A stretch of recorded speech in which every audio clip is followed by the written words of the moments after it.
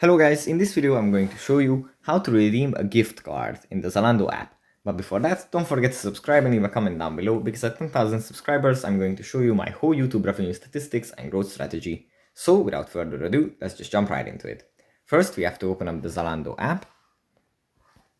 And here it opens up in the shopping menu, but from the shopping menu we have to go into the profile menu. We tap on this little person icon in the top right corner. And then in the overview section, we have to find personal details. We tap on this. And after it loads, at the bottom, we find the credit and offers section. And under that, the gift cards button.